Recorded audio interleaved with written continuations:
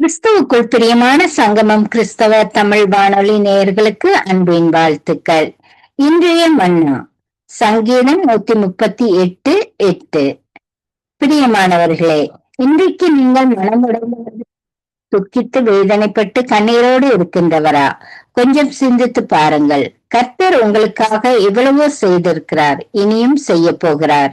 நீங்கள் ஒன்றுக்கும் கவலைப்படாதீர்கள். இதுவரை நடக்காத காரியம் நடக்க போகிறது. இதுவரை விட்டு போன உறவுகள் தேடி வரப்போகிறது. சிலுவையிலே அவர் உங்களுக்காக யாவையும் செய்து முடித்தார்.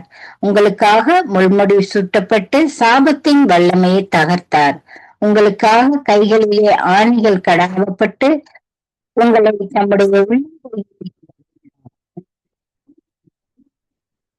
ஒப்பு கொடுத்து சாத்தானின் தலையை நசுக்கினார்.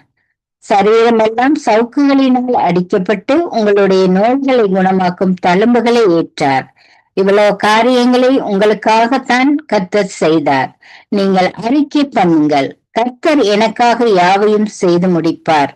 இம்மையிலும் மறுமையிலும் உங்களுக்காக அநேக காரியங்கள் அவர் செய்ய வல்லவராய் இருக்கிறார். நீங்கள் மரித்து போனாலும் பரலோகத்தில் உங்களுக்கென்று பொற்கிரீடங்கள் உங்களுக்கு என்று நல்ல வாசஸ்தலங்களை கர்த்தர் ஆயத்தப்படுத்தி வைத்திருக்கிறார். எல்லாமே உங்களுக்காக. தேவ பிள்ளைகளே, அந்த தேவாதி தேவனுக்கு நன்றி செலுத்துவது, ஸ்தோத்திரம் செலுத்துவது மாத்திரம் உங்கள் வேலையாக இருக்கட்டும். மிகுதியானது கர்த்தர் பார்த்து நடத்துவார். கர்த்தர் தாமே உங்கள் ஒவ்வொருவரையும் நிறைவாக ஆசீர்வதிப்பாராக. ஆமேன். God bless you. கர்த்தருடைய பரிசுத்த நாமத்திற்கு மகிமை உண்டாவதாக. இந்த அருமையான தருணத்தில் இயேசுவோடு இருக்கிற அனைத்தையும் சார்பினை சந்திப்பதில் மிகுந்த மகிழ்ச்சி அடைகிற நான் ஒரு காரியத்தை குறித்து இணைக்க போகிறோம். வாசிக்கலாம். மத்தேயு சுவிசேஷம் 3ஆம் அதிகாரத்துல 17ஆவது வசனம் வாசிக்கலாமா? அன்றையும் வானத்திலிருந்து ஒரு சத்தம் உண்டாகி, இவர் என்னுடைய நேசகுமாரன், இவரில் பிரியமாக இருக்கிறது என்று உரைத்தது. ஆமென். இது எப்பொழுது நடக்கிறது அப்படின்னு பாத்தீங்கன்னா, இயேசு ஞானஸ்தானம் பெற்று ஜனத்திலிருந்து கரை உடனே இயேசு கிறிஸ்து ஞானஸ்தானம் பெற்றுக்கொண்டார் இல்லைங்களா? இன்றைக்கு ஞானஸ்தானத்தை குறித்து அநேக இடங்களில் பேசப்படுவது, ஞானஸ்தானம் பெற்றுக்கொள்ள வேண்டும் அப்படின்னா ஆண்டவருடைய அந்த காரியத்துக்குள்ள நம்ம கடந்து போகணும். ஆண்டவருடைய பிரசனத்துக்குள்ள கடந்து போகணும். பெற்றுக்கொள்ள வேண்டும் இல்லைங்களா? ஜலத்தினாலும் ஆவியினாலும் ராஜ்யத்துக்குள்ள பிரவேசிக்க முடியாது. அப்படின்னா அந்த ராஜ்யத்துக்குள்ள பிரவேசிப்பதற்காக ஞானஸ்தானம் பெற்றுக்கொள்ளுங்க இல்லைங்களா? அதே கண்ட நான் பெரிய விஷயமா இருக்கிறது. அப்ப ஆண்டவர் ஞானஸ்தானம் பெற்றுக்கொண்டார். யோவான்ஸ்தானத்தில் போயிட்டு அது செஞ்சார். கொஞ்சம் எனக்கு இடம் கொடு அப்படின்னு ஞானஸ்தானம் பெற்றுக்கொண்டார். இப்ப இந்த காரியத்தில் சொல்லப்படுகிறது, இவர் என்னுடைய நேசகுமாரன், இவர் பிரியமா இருக்கிறது இந்த சத்தம் இருந்தது. இந்த சத்தம் திறந்து உண்டாச்சு இல்லைங்களா? இந்த சத்தம் உண்டாச்சு. இந்த சத்தத்தினால என்ன நமக்கு கிடைச்சது? இந்த சத்தத்தை கர்த்தர் உரைக்கிறார். ஞானஸ்தானம் எடுக்கும் பொழுது இந்த சத்தம் ஏன் கேட்குது அப்படிங்கிறது போகும். வாசிக்கலாம். யோவான் எழுதின சுவிசேஷத்தில் 3ஆம் அதிகாரத்தில் 16வது வசனம், தேவன் தம்முடைய குமாரனை விசுவாசிக்க வேண்டும், அவன் கெட்டு அவன் நித்திய ஜீவனை அடையும்படிக்கு அவரை தந்தவனை இவ்வளவாய் விடுவித்து அன்பு கொண்டான். பாத்தீங்களா? எதுக்காக அப்படின்னா நாம் கெட்டு போகாமல் இருப்பதற்காக.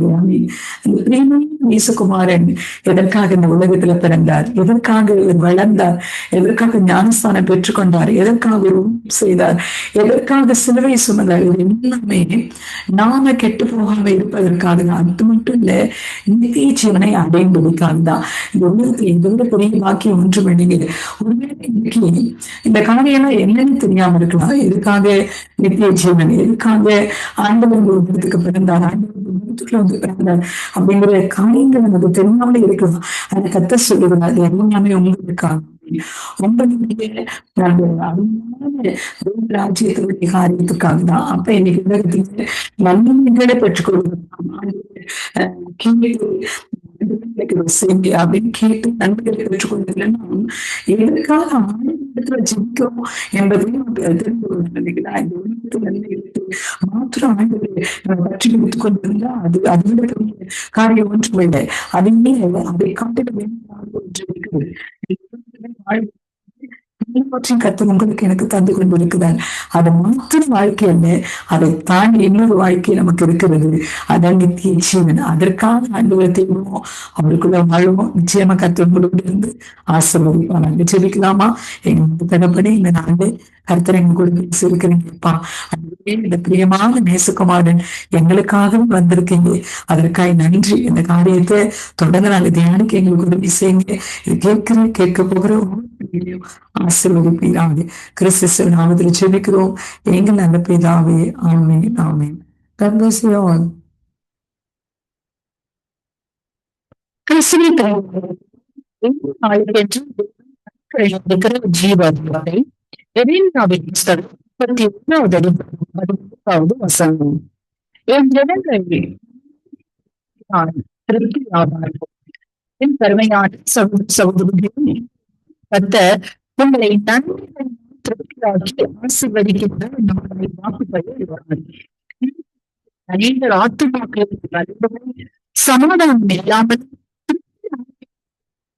காணாமல் நன்மை தருகிறார்.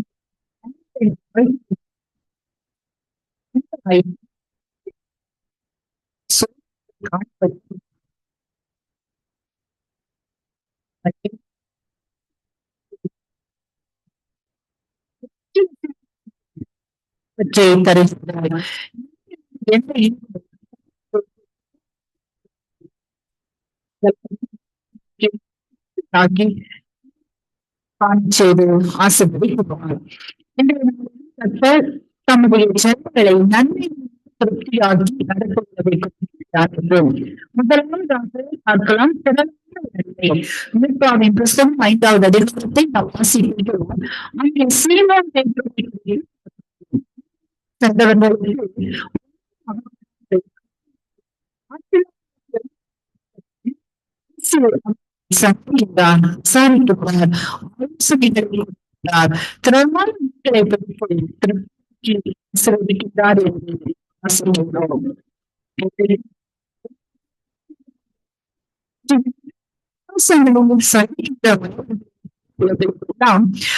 பிரயாசங்கள் வெள்ளாவாய் போகிறது.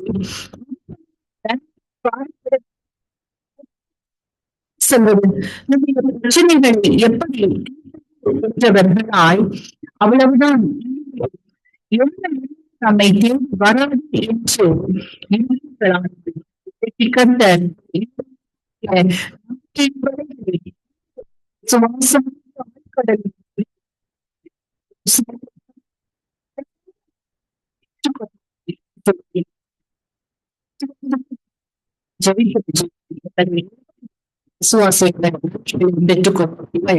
இரண்டாவதாக நன்மை புஸ்தகத்தை நாம் வாசிக்கலாம். அங்கு சாத்தானால் சோதிக்கப்பட்டு தன் ஆஸ்திகள் சமாதானம், சந்தோஷம், சரீரத்தின் பலன் போன்றவைகளை நோக்கும்படியான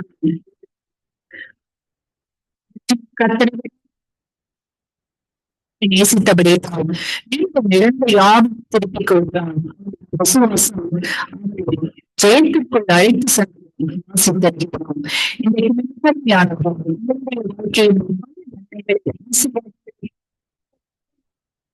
அவைகளினால்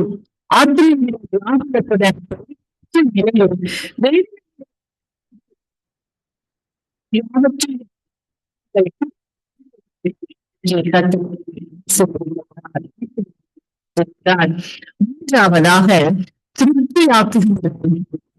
38வது எசேக்கியா ராஜா வியாதிப்பட்டு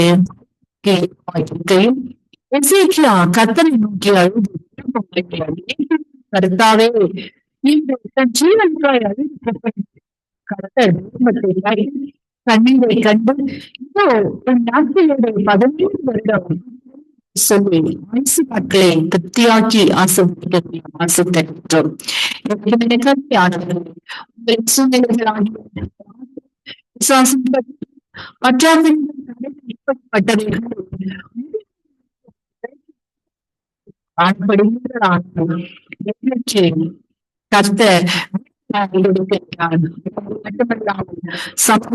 சந்தோஷத்தை கொடுத்து ஆயுசு நாட்கள் திருப்தியாக வாக்கு ஆசைப்பட்டிருக்கிறார். கர்த்தர் வார்த்தை விசுவாசிகள் அற்புதங்களை காண்பீர்கள். இன்றைக்கு இரண்டு வார்த்தைகள்